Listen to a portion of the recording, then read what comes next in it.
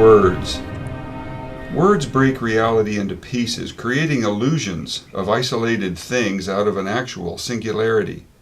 Ideas behind words take on a significance of their own. Volume 5 pieces expose words and ideas as artificial, to reveal the interrelated oneness, which is the essence of the reality you encounter. An object, a thing. Hey, you're surrounded by thousands of objects, stuff galore, but do you really know what any of them actually is?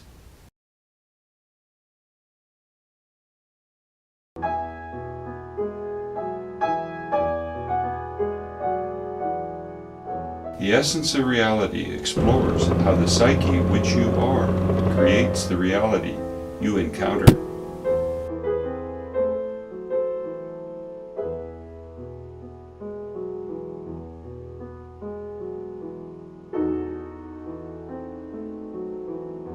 Looks like you found the essence of reality. I can presume you seek this unique look at how life actually works, a view beyond standard thinking, to see how you attract patterns in life and thus create your own customized reality. It's all about awareness. And awareness of the reality you encounter is only ever diminished by beliefs and common notions. Hey, lots to cover here. Carrying on the theme of Volume 5, this 13th entry, by no means bad luck, looks at a word and the idea behind it. The purpose, as always, is to show how the meaning attached to a word very often creates an illusion in the mind.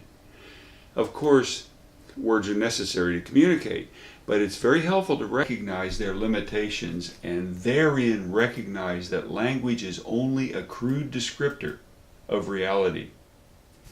Far superior to being lost in words, caught up in illusions they form, is this: come to see beyond the words and their ideas, to perceive reality directly and immediately. That's why I expose the illusory nature of words and ideas. And the word gaining spotlight here is object, that is, an item, a thing. You're surrounded by objects. Undeniably, you are at this very moment staring at one. The point I will raise here, though, is a step back from the usual take on a word and its accompanying idea. Here I wish to illustrate that whatever the object in consideration, it isn't what you think of when presented the word. Tom Nair here. I speak from a unique standpoint. I've spent years cleaning away deceiving ideas to achieve what I call clear awareness. Life works well when you see that you alone drive yours. So these videos are intended only to help you see past common misconceptions, to recognize how life actually works. Here are 3 objects common to daily encounter. We all know the words involved in referring to them: a hammer, a knife, and a car or automobile. No problem with the idea, we share it. Likely we've all used each of those items at some point in life, probably frequently with the blade and car. If you need to pound in a nail, say, or convince a block of wood to move slightly, you certainly would seek out a hammer. For spreading butter or gutting a fish, the knife would be highly useful. I doubt I need to review the use of an automobile. When we name these objects, though, it rather fixes a net notion into place. But each such object within a group can have a wide variety of shapes, sizes, and other properties and still be called the same name. Look, this is a hammer, and so is that, and that, and that, and the other. Here's a knife. This is a knife. So is this. Here's another knife, and another, and another. What about this car, and this one, this, and this? These 2 objects are not very much alike, but they're both termed hammers.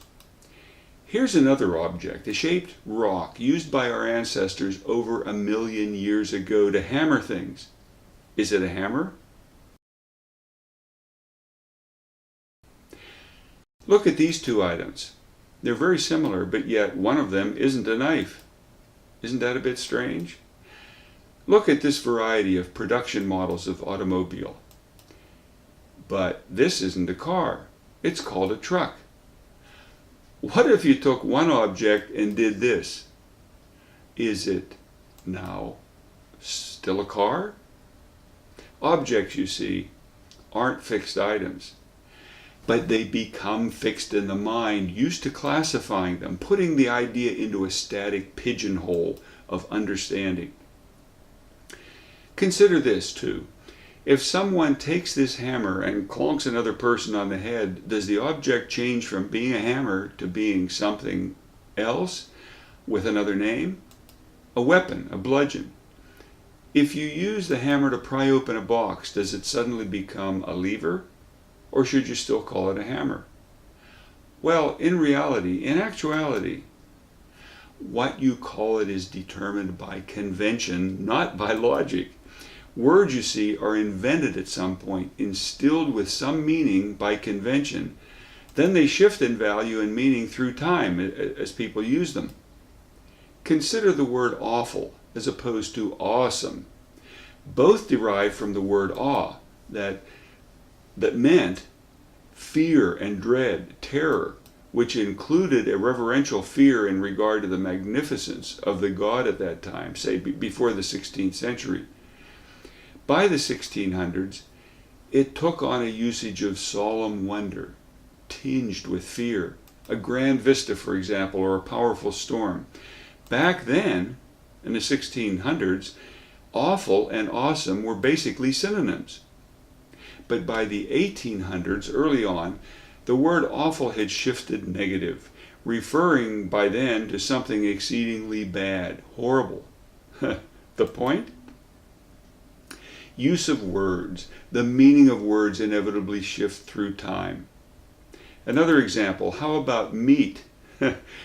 There's an object, flesh from an animal, right? Well, until a couple hundred years ago, it meant any kind of solid food, as opposed to drink. Potatoes, beans, lettuce were all called meat then. What do you think of this? Nice, eh? Wouldn't you say? That depends on when you would say it. Nice, that word, from the 14th to the 17th centuries meant ignorant, foolish, rather silly, hardly a compliment. Late in that time, it was shifting to attentive, precise, meticulous. Nice, that's a word. That's still not what we're used to. It took another couple of centuries to take on a notion of agreeable, pleasant. Words, in effect, are what people make them. What does it mean if I say something's cool? You don't know unless I give you more information. In the dialect of young people, what is the nature of something you call bad? Well, it might actually be bad, or it might be really good. Of course, those are descriptions of things, modifiers, nice, bad, awful. They fill out information on objects beyond their name. So the name of an object can be inexact, and modifiers will fill in the picture to get the listener a better understanding of the speaker's meaning. But that's the tricky part. What is an object? What is it beyond its name? We talked about a knife, which can be a threatening weapon, or a dull blade you use to butter your bread. But a letter opener can butter your bread or stab the thief who just broke into your house. Did that turn it into a knife? What are the boundaries of meaning to the name of an object? If you use a knife to screw in a screw, did you turn it into a screwdriver briefly? If you use a screwdriver to hold open a door, is it a doorstop? Or is it still a screwdriver?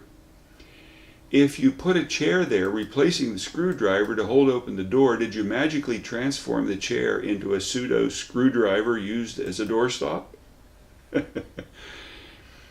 That automobile. For me, a car is a complex machine I use to get from one place to another. For others, though, salespeople and delivery folk, that's a necessity, a way of life. For a race car driver, a pizza delivery person, or an ambulance driver, the whole notion changes in many details. Okay, so to the point. An object, whatever it is, exists on its own, but with a certain meaning innately attached to it, its function, its purpose, some meaning-based utility to its being. That usage can be tied to the name, given modifiers to specify it, but that same object can be used for other purposes as well. It can be named otherwise, too. Of course, each language has its own word for that object. But in terms of awareness, the name becomes every bit as deceiving as it is identifying. The knife or hammer, the very purpose to manufacture and acquire, either one serves a purpose. The reality is the purpose, the contextual meaning of the use of the object, its significance in being. In that moment of regard is the function it serves in use, in being there for appearance or its implications. The significance then is not tied up necessarily in the word.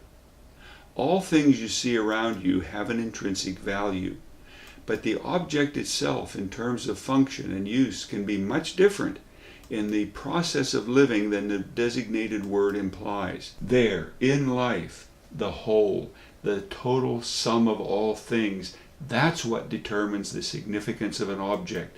What an object is called is insignificant compared to the usage and effect that object has when used or referred to in daily life. You will understand reality and your immersion in its interrelated nature far better when you recognize meaning by real use. Seeing that, you'll not be deceived by the name a particular object might have had assigned to it.